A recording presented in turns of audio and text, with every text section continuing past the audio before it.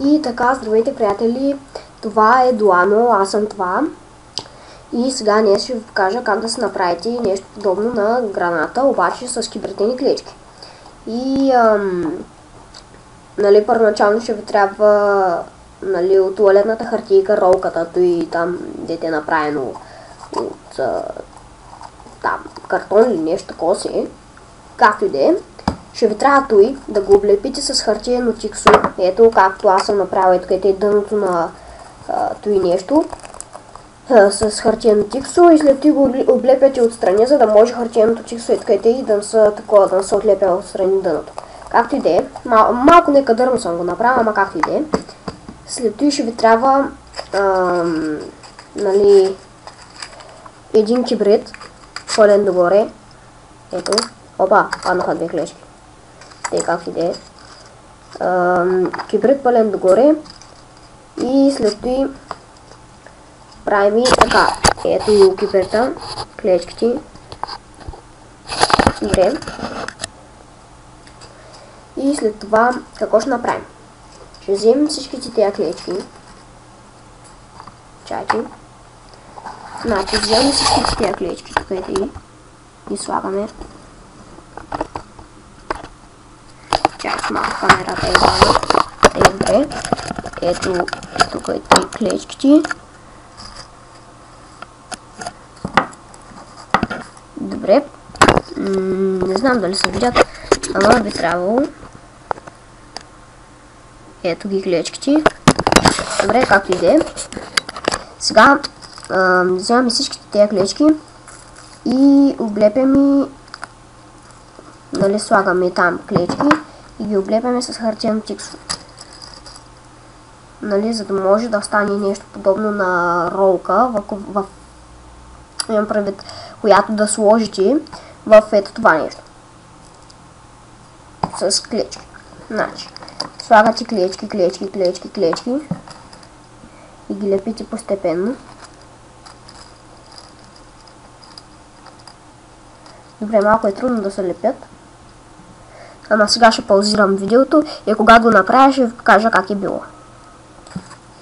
И сега така, аз го направих. Би трябва да стане нещо ето такова. Опа. Ама трябваше да му направи дъно. Както да е. Значи след като го сложа в нашото чашка подобно нещо, понеже там има дъно, всичко би трябвало да стане перфектно. Но би трябвало да стане нещо такова. Хайде. Нещо такова. Ето тук е обуто с хартиено тиксо. Малко падат някои клечки, ама аз заради го придържам лекичко.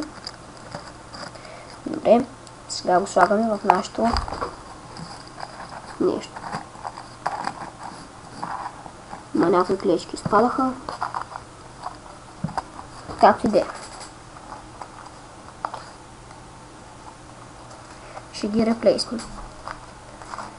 След това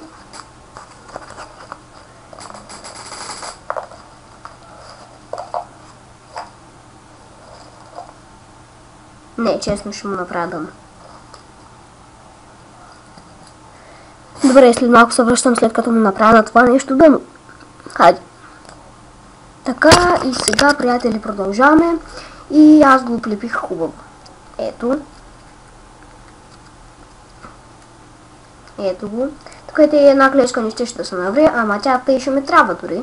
Защото трябва да я пална, за да може да изгори малко и след това всичкото да плане. Както и да е. Сега това ще го сложим някъде по средата на нашата чашка. Хайде бе. Стой. Стой. Нещо такова.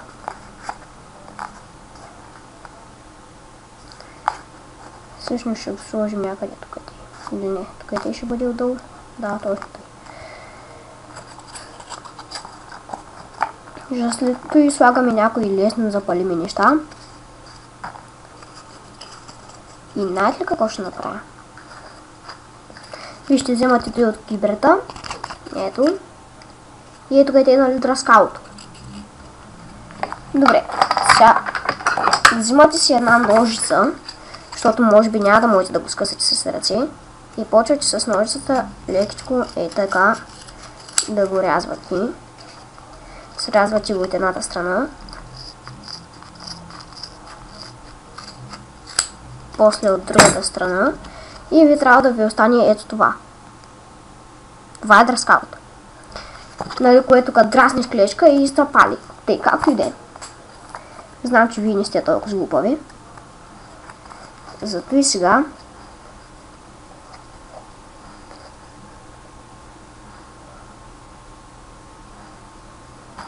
добре. И би трябвало да сложите дръскалото тук е отгоре. Тук е. А пък в същото време ето където е съм сложил от кибрата. И съм сложил кибратените клечки вътре. За да може като дръпна дръскалото и кибратените клечки да се запалят. Но първо, преди всичката тая работа да стане, ще извадя кибратените клечки, които са нашия заряд, така да се нарече. И ще взема малко тиксо. Не малко де. Така както и да е. Взимам тиксото и го слагам тук и тъй. Залепям го хубаво, но оставям ето тук и тъй от двете страни. Оставям да такова. Оставям да му се залепи. Така, сега взимам тиксото и го слагам в чашката. Тъй дето и нещо от туалетната, дето там е хартията.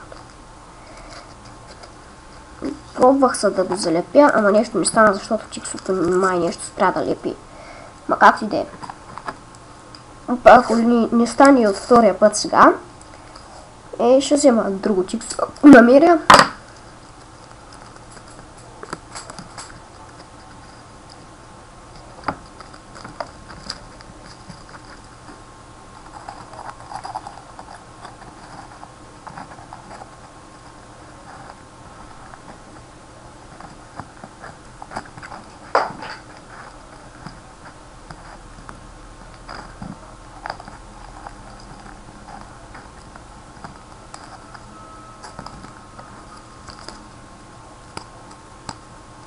Добре, вече го залепих и сега ми трябва още малко тиксенци. За да залепя още някои детайли. Така, след като залепя моите те наречени детайли, ще пусна пак видеото, за да ви покажа. Така или иначе ще горим някои неща. Така, добре. И сега почвам да правя някои други неща. Айде. Така. Сега облепих някои детайли и ето какво би трябвало да стане. Значи тук е отдолу е хартия. Тук е по-отгоре. Чай да си махна пръста. Тук е по-отгоре са клечките за кибрид. И ето е клечката за кибрид. Тук е отлепена с тиксо. И ето е като го дръпна и клечката ще се запали. След като тази клечка се запали, ще тръгне да гори надолу. И когато изгори додолу, и ще се запалят другите клечки съответно. А когато се запалят другите клечки, хартийката вътре ще се запали и след това и цялото нещо ще изгори. Затова ще ми трябва нещо, което може да дими. Аз не знам какво може да дими, затова мисля да полия това нещо с ракия или с някакво масло, което може да гори. И не знам какво ще правя после. Ама мисля след това да снимам с телефона, защото трябва да излеза навънка, за да го тествам. И добре, сега почти е станал. Ама трябва ни още хартия. Например, вземате това.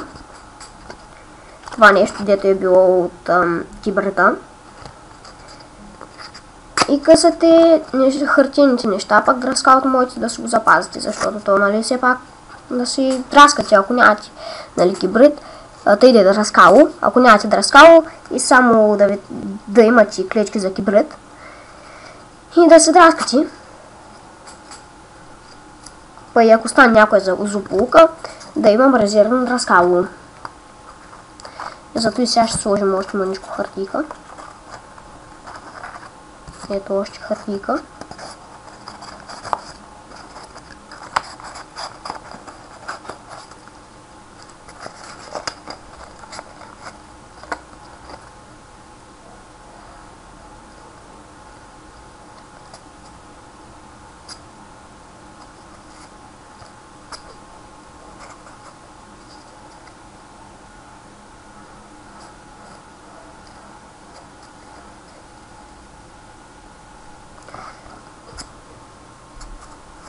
И би трябвало да стане нещо такова.